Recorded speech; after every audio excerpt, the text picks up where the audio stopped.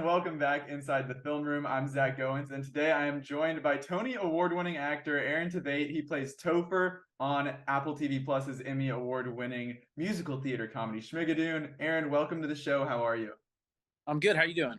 I'm wonderful. I'm excited to talk about Schmicago because Schmigadoon is long gone. That is a blast from the past. We are now in the 60s and 70s. We're in this dark, grungy era. Danny Bailey is a distant memory. We're now working with Topher, and this character is fantastic. He's a combination of so many, theatrical classics. You've got your multiple versions of Jesus. You've got Claude. You've got Pippin. When you were first finding out that this is where season 2 was headed, was there what part of that, what influence of this character excited you the most about diving into Topher? I think it initially kind of just the complete turn that we all got to make as characters going into season 2 was the most exciting thing. I mean, this was something that as we were shooting season 1, and that season kind of, was a nice little complete circle and wrapped itself up, and we didn't know if there was going to be more. Obviously, we'd hoped there was, and I think that we all kind of started talking about how could this story continue. And I think it was a bit of a pipe dream that we all were half joking about, that, oh, well, maybe we can come back and it would be the next era of musicals and maybe would be playing different characters. And then that's what happened. So it was something that really we were kind of dreaming about. And then that's the route that they took, which is just incredible. And then much like how Danny Bailey was this very kind of strange version of Billy Bigelow, as you mentioned, I'm kind of Jesus from Godspell and Superstar, Pippin, Claude, all rolled into one. And all of those mentioned, I've not played any of them on stage. So I've actually gotten to, I feel like I've gotten to like cross off a lot of like bucket list shows that I've always wanted to be in at one time doing the show. Yeah, exactly. Really... You don't have to make hard choices on a theatrical production when you can just roll them all into this one character here. And when you have so many influences and you're approaching a scene, is it okay, in this scene we are 66% Jesus, 30%, like when you're trying to channel each one, did you decide a certain level that is like across the board, this is who Topher is, or is it like we're fluctuating between our different influences here? I think it fluctuates a bit. Yeah. I mean, I remember when I first looked at all the scripts, I was kind of like, okay, how's this going to work? Because the first episode, I'm very, very much Pippin. And then when we get to the commune, it's the way that I'm speaking and the cadence, it's very much hair. And then of course, in the later episodes, when things don't really go my way, it becomes kind of Superstar. So yeah, I kind of looked at it based on each episode. And at first, I think I was a little intimidated, thinking how, because Pippin and Claude, specifically those two references, couldn't be more diametrically opposed about their kind of outlook on life. I mean, Pippin is, Pippin's a bit selfish and a bit childish, and Claude hopefully is like, this man of the people and fighting the power and all these things. So very, very different. But I think what's also kind of amazing about this show is, and kind of knowing how the show worked, I took the pressure off myself to try to figure it all out. And I kind of got to just, in every moment, whatever it called for, kind of fully go for it. Because I think that's one thing we learned season 1. I said this yesterday. I approached this on camera. I feel like I'm bigger in this show, or more broad than even I would. It's a bigger or more broad approach than even if I was on stage, oddly enough, because the tone of this show, I think we're all really, we're there to kind of set up Cecily and Keegan. And, they're these two kind of very progressive, sarcastic comics. And so the further that the rest of us go, the better it is to cut to them and kind of, so it's a very interesting, unique show in that way. I've really not worked on anything similar, I don't think. It's funny you mentioned the Cecily and Keegan connection, because that's absolutely true. From season 1 to now, like, they have both grown tremendously as the Josh and Melissa characters, being the ones who are actively seeking out the musical numbers. Still a bit skeptical, but for you, season 1, you're very much, it's Aaron and Cecily, it's Danny and Melissa. And then to flip the script in season 2, most of your scenes are with Keegan. And I'm curious, for you, not having had as much crossover with him in season 1, what was that like to to get the chance to finally do that this time around. Yeah, I was so excited. I shot one day with Keegan season one. I don't know if you remember. There's like a thing in the woods where I like I punch him out. You know what I mean? Yeah. And we that was our last day of filming. And I'm such a huge fan of his, and he's just the nicest guy. And so it was really kind of fun. Dove and I talked about how season one she kind of did the bulk of her work with Keegan, and I was with Seth, and then we kind of like tagged Right. each other. And so no, I was so excited, and it's kind of impossible because he's so funny on set to like keep it together. But I started to kind of make it my personal mission to try to make him break and make him laugh, which I had various degrees of success. But no, it was just a dream. I mean, I've been a fan of his for so long, and much like the rest of the people on the show, he's a nicer guy even than how much I admire his talent, which is a very rare thing. Yeah, absolutely. And you mentioned Dove, which is another big crossover in this season, that the Betsy and Danny characters were kind of separate storylines in season one, and now to have you and Ginny together in this season, have them come together, find each other. I love the relationship that they build. I love the something real duet that you two have together. What was it like getting to work with her? Because she obviously proved herself so talented in season one, and we all know your talents from Broadway and movies and everything. To combine those two forces is just unreal.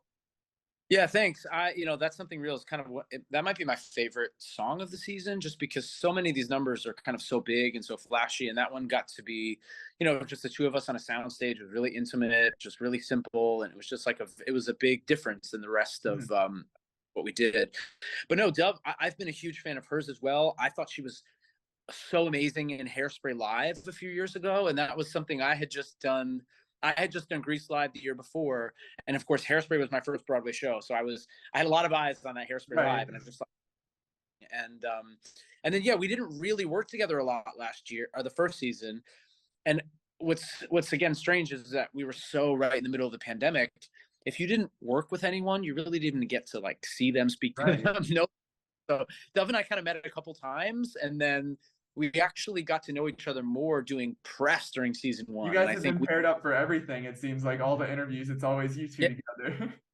well, we have a good I think shorthand doing that, and I think they put us together season one not knowing that, and then I have to think that they kind of saw that we had like a natural chemistry that they wanted to lean into, and yeah, and the show's bigger this season, obviously, but the nice thing for Dove and I is kind of what you mentioned. Not only season one, I was really as like a vessel for Cecily. She was really kind of a vessel for Keegan, which we still are this time around. But we all now the people in the town, we all kind of also now get to have our own story. And I Right. think Yeah. that's really nice about this season is, I think Dove's character Jenny and Topher, they kind of in meeting each other find out that they can drop all this like artifice of like who they are, who they're trying to be. I think neither of them really know who they are until they meet each other, and then it all can kind of fall away, and they can just kind of be themselves, which I think is our little journey this year. Which goes back to what I was saying before. Once I kind of figured that out, I was like, oh, it's okay if I'm Pippin 1 minute, Claude 1 minute, and Jesus 1 minute, because this guy has absolutely no idea who he is, right? Yeah. So, but it was really that the Jenny storyline for me was the thing that really hooked me into what this kind of whole season was for my character.